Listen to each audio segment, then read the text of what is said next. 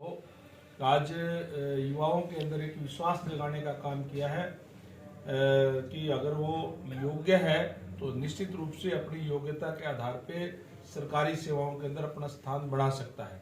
नहीं तो जितनी भी पहले की सरकारें रही है उसमें या तो पैसा चलता था और या फिर पॉलिटिकल सिफारिश अगर आपके पास हो तो ही सरकारी सेवाओं के अंदर अपनी जगह बढ़ा सकते थे।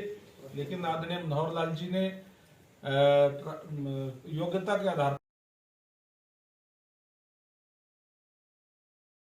इस तरह के ऊपर कार्य कर रही है। अभी मुझे 2 दिन यूपी के अंदर भी जाने का मौका मिला और यूपी के अंदर भी जहां ट्रांसपेरेंसी के आधार पर नौकरियां देने का काम किया माननीय योगी आदित्यनाथ जी ने, वहीं विकास कार्य जो है बड़ी स्पीड से जो क्राइम पे जो रोक लगाने का काम किया।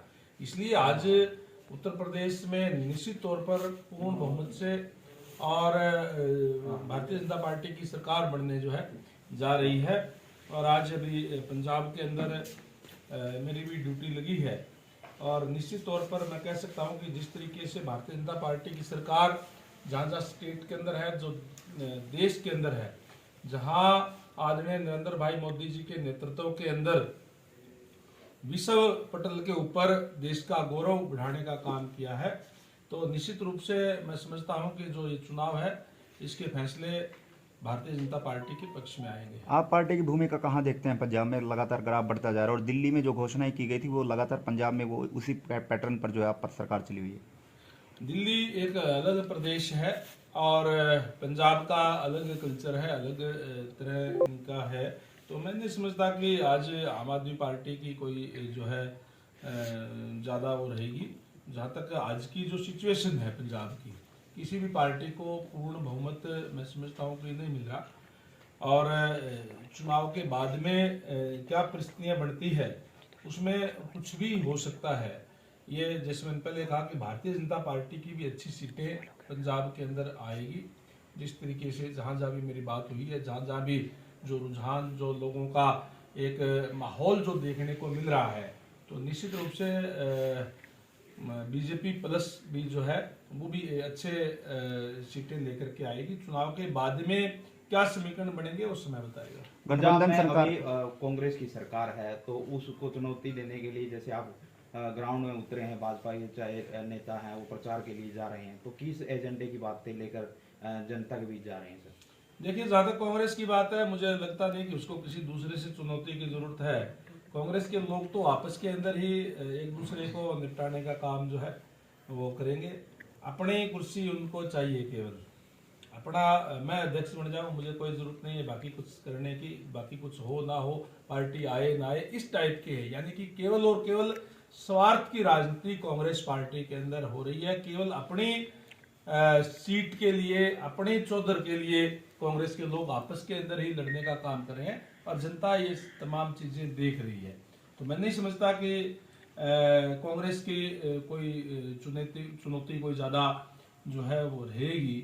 और जहां तक भारतीय जनता पार्टी की बात है, मैंने जैसे पहले कहा, सबका साथ, सबका विकास और सबका विश्वास, इस तरह के ऊपर ट्रांसपेरेंसी की जो सरकारें जहां जहां भी भारतीय जनता पार्टी की सरकार आई वहां देने का काम किया है। वही एजेंडा, विकास का एजेंडा लेकर के हम पंजाब के अंदर लोगों के अंदर जा रहे हैं। गठबंधन सरकार ने प्राइवेट सेक्टर में 75% आरक्षण की दिया था, लेकिन कोर्ट ने स्टे लगा दिया गया। काफी युवाओं की उम्मीदें जो है वो टूट चुकी हैं। वादा की और तोड़ दिया? नहीं, तोड़ नहीं दिया। स्टे आने से कोई ये नहीं है कि वादा टूट गया या कोई स्टे, ये एक संवैधानिक प्रक्रिया है, कोई भी कोर्ट के अंदर जा सकता है। पीछे जब पढ़ी लिखी पंचायत जो लेकर के आई थी भारतीय जनता पार्टी, उस टाइम भी लोगों ने स्टे लिया था, स्टे हट भी गया और उसके बाद में चुनाव भी हुए, पढ़ी लिखी पंचायतें भी हरियाणा प्रदेश के अंदर बनी। अभी जो स्टे हुआ है, माननीय मुख्यमंत्री महोदय का भी बयान इस पे आ चुका है कि उनका मजबूती से अपना पक्ष रखने का काम करेंगे। और दूसरे राज्यों के अंदर भी इस टाइप का कई राज्यों के अंदर पहले ही प्रावधान किया हुआ है। तो निश्चित रूप से जब हम कोर्ट के अंदर सरकार की तरफ से जवाब दिया जाएगा, स्टे वैकेट हो जाएगा। सर, क्या मजबूती से पक्ष नहीं रखा गया सरकार की तरफ से? नहीं रखेंगे ना, अभी तो आया है, अभी तो कोर्ट के अंदर कोई किसी ने डाला है, कोर्ट ने स्टे दिया है।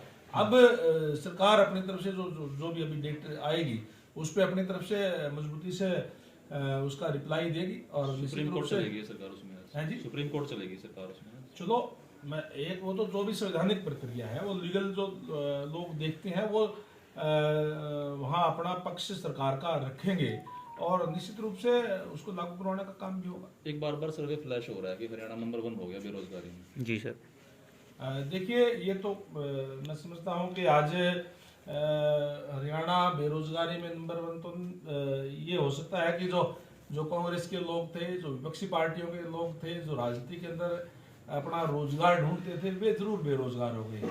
हमने जैसे पहले कहा कि ट्रांसपेरेंसी के आधार पर नौकरी देने का काम किया है। आज गांव के अंदर भी, शहर के अंदर भी गरीब से गरीब बच्चा भी जो योग्य है उसने भी अपनी योग्यता के आधार पर स्थान बनाने का काम किया है।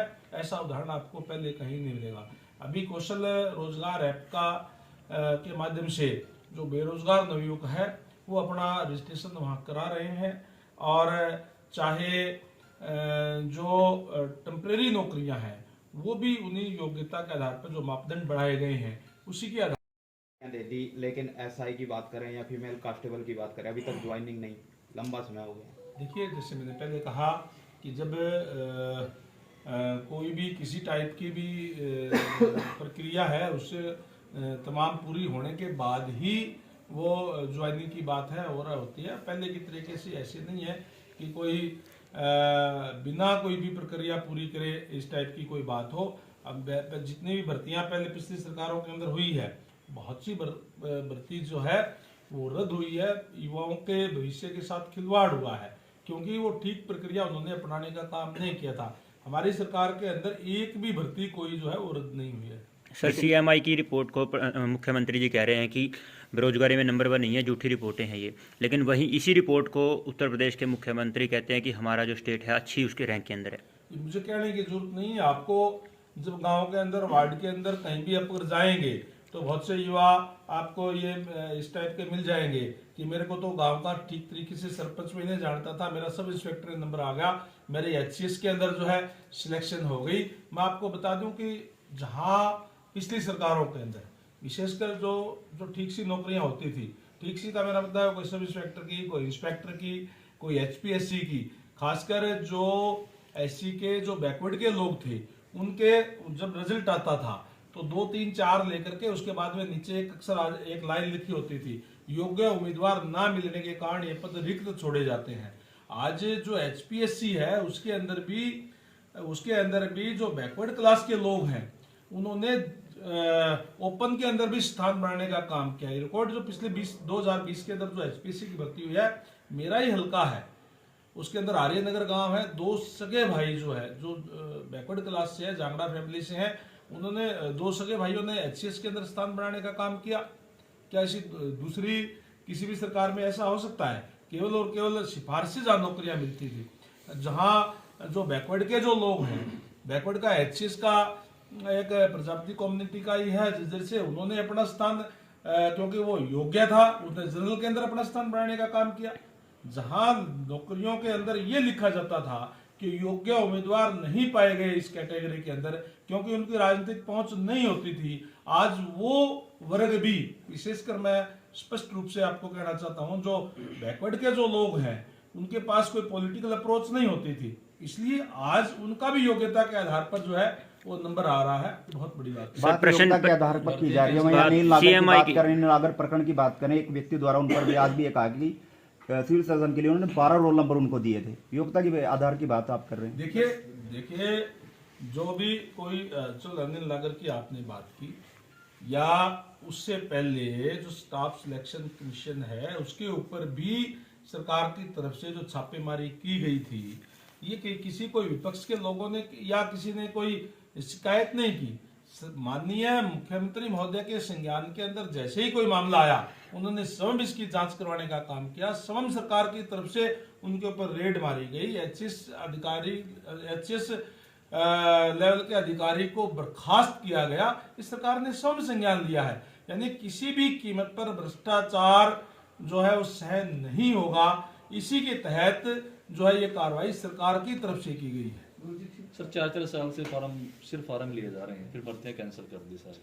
कौन सी भर्तियां कैंसिल कर दी? तमाम भर्तियां सारी बैलेंस सर ये 40 तरह की भर्तियां कैंसिल हो, 40,000 पदों की भर्तियां कैंसिल हो गई दोबारा। देखिए जो भी भर्ती है वो चल रही है, जो हमारा स्टाफ सिलेक्शन कमीशन है वो इसको देखता है, और इस टाइप की कोई हो सकता है कोई कोरोना की वजह से कोई डिले होगा, वो एक अलग बात है। रद्द कोई भी नहीं हुई है, रद्द कर दिए सर। सीईटी के 40,000 पदों की भर्तियां सीईटी के माध्यम से कह रहे हैं। स्टाफ सिलेक्शन कमीशन देखता है किसके अंदर है।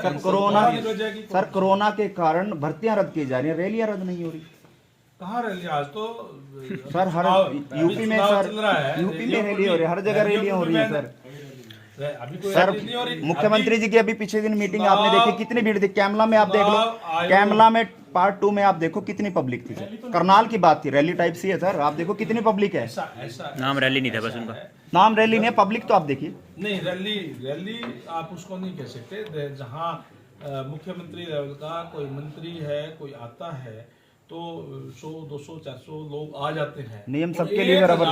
1,000 तक तो चुनाव आयोग ने भी छूट दे रखी है, और अभी हमारी जो सरकार है उसने उसके कुशल प्रबंधन के कारण, चाहे कोविड के टाइम पे जो महामारी विश्वव्यापी आई थी उसमें हमने एक नहीं 2-2 वैक्सीन जो है हमारे अपने देश की बनाई। जहां पहले ऐसा होता था कि जब भी कोई भी इस टाइप की महामारी आती थी, चेचक था, मलेरिया था, बहुत से लोग मर जाते थे। जो विकसित दो देश है उनके अंदर तमाम देश के लोगों को उनके सर अब तो माननीय प्रधानमंत्री जी के नेतृत्व के अंदर जो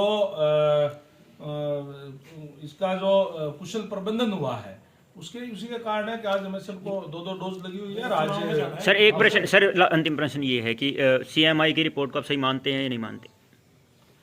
मैंने कोई ये नहीं कहा कि नहीं मानते। मैंने जो बात जो रखी थी, आपने रोजगार की बात की, मैंने रिपोर्ट की बात कर रहे हैं सर। ट्रांसपेरेंसी के आधार पर रोजगार देने का काम किया। ये मेरे कहने की बात नहीं, लोग आपको बता देंगे।